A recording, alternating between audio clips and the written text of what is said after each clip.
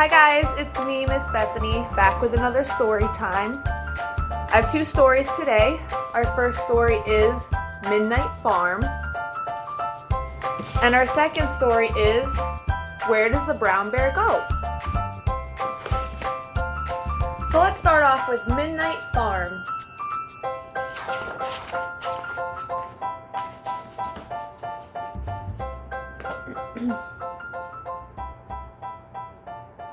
There's a farm that I know, unlike any other farm. As the sun goes down, the air gets warm, and the birds wake up, and the wildflowers bloom, and the sheep jitterbug under a round rolling moon.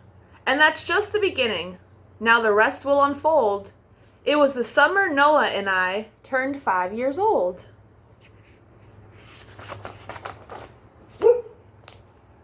One night in July, we woke up to hoots and howls. It sounded nothing like a nightingale, nothing like an owl. We looked out the window, and the sea was very calm, but the joint was jumping on our Martha's Vineyard farm. Just when you'd expect every living thing to doze, vegetables and flowers were putting on their clothes.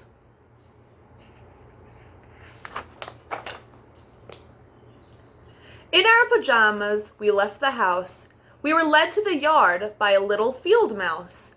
In a squeaky clear voice, she said, "Kids are allowed. You'll be rather amused. We'll be part of the crowd." As we walked through the garden, the onions and the peas did a jig just to welcome my twin brother and me. And while nothing can sleep like a cantaloupe can, nocturnal snoozing was not part of the plan. A flock of flamingos woke the dear melon with their chattering, bickering, yowlin' and yellin'. They were arguing over whose beak was longer, whose pink was pinker, and whose legs were stronger. The cantaloupe split open from laughing so hard, and the animals joined in all over the yard.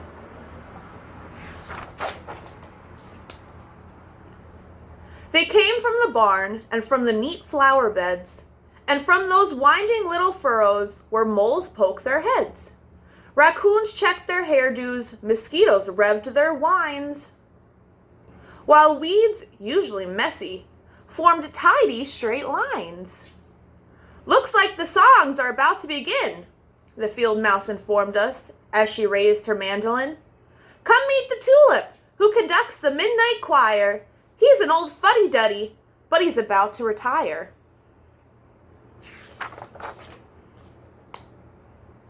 A colt and a kitten and a new baby lamb wobbled into the yard just in time for the jam. And an old apple tree, who had to bend pretty far, strummed a little strum on a driftwood guitar. A cabbage whose feet looked a lot like his face played the coolest of notes on a beetlebung bass. And a gull from West Chomp beat time with their wings on a scrub oak tree top.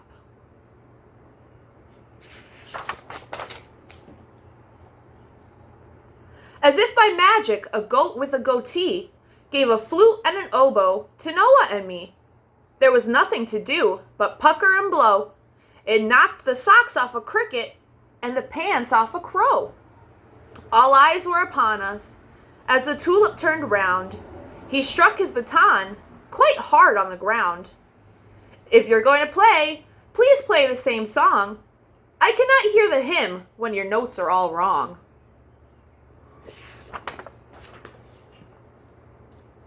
Then he handed us music on sycamore leaves, and suddenly in buzzed a great swarm of bees. They surrounded us, filling in oohs and then ahs, and an audience of cows went wild with applause. This woke up the pond, first the fish and the frogs, who splashed sparkling water on a few of the hogs, or pigs as we call them, and they ran just like elves, stealing a piece of the night for themselves. Joining in on the fun, a fox on a tractor wore a hat with a brim like a Hollywood actor. He tried to round up the pig like some rough cowboy dude, but it frightened the roses and the bees thought it rude. Noah feared we'd get stung. The queen bee looked so mean. When we ran, we got tangled in her wide crinoline.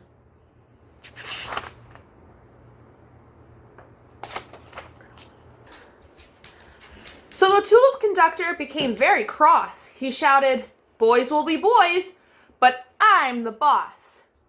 Go back to the house. Go back into bed." His face, once just rosy, turned fire engine red. Poor tulip conductor, he was trying so hard. "Be professionals," he shouted, and that cracked up the yard. The queen laughed so much that her crinoline ripped, and Noah and I took a fall and then slipped. We rolled over and over and down a great hill and bumped into a turtle heating pearls on a grill. "What are you doing?" I couldn't help but ask. The turtle looked giddy as he explained his strange task. "You see, when they're warm, they float toward the moon, then rain down on the farm, making everything swoon. And sleep shortly follows. The magic will be over, and I'll crawl very slowly back under my cover."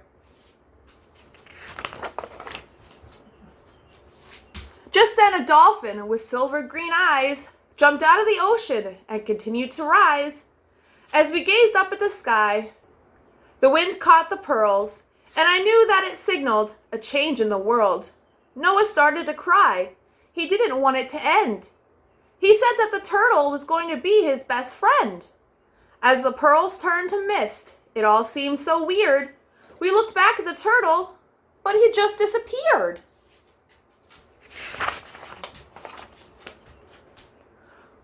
We walked back up the hill, and the bees were all gone. The tulip conductor had dropped his baton. The pigs were a cluster of pink in their box, and no tracks from the tractor, no trace of the fox. The cantaloupe slept like the inventor of sleep, and the cows and the kittens snored alongside the sheep. The moth and the gull snuggled close to a wren, and the old apple tree stood straight up again.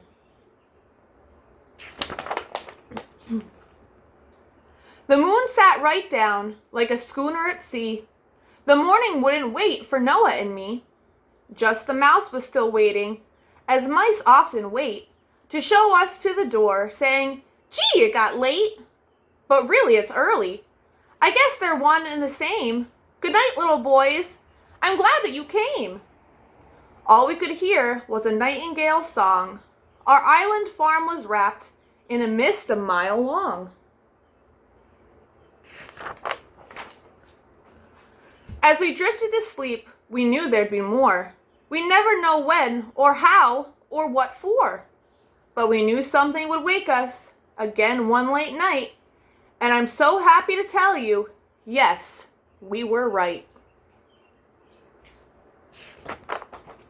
The end. So that was the end of our first story. Our second story is, where does the brown bear go?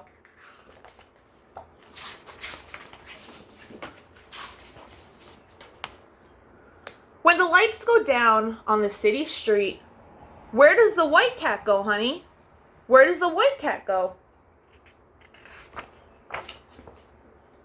When evening settles on the jungle heat, where does the monkey go, honey? Where does the monkey go?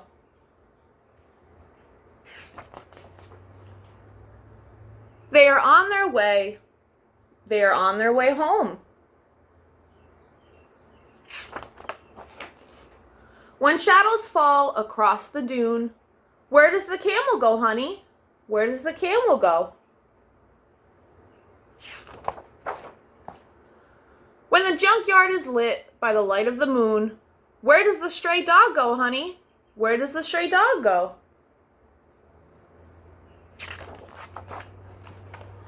They are on their way. They are on their way home.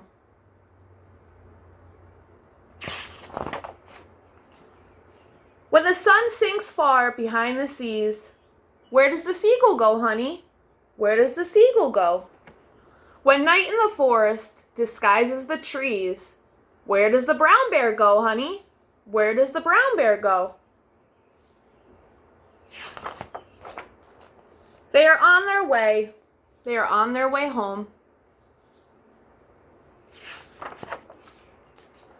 The stars are bright and warm wind blows. Through the window tonight, honey. Through the window tonight. And everyone is home. The end. So that was 2 of our stories for today. I'll be back again tomorrow with 2 more. I hope you guys have a wonderful rest of your day. It's supposed to be hot again, so get out, ride your bikes, go for a walk, go swimming. But say I love you every day. Say please and thank you every day. And as always, you guys are kind, you are very, very important, and you are very, very loved. Bye.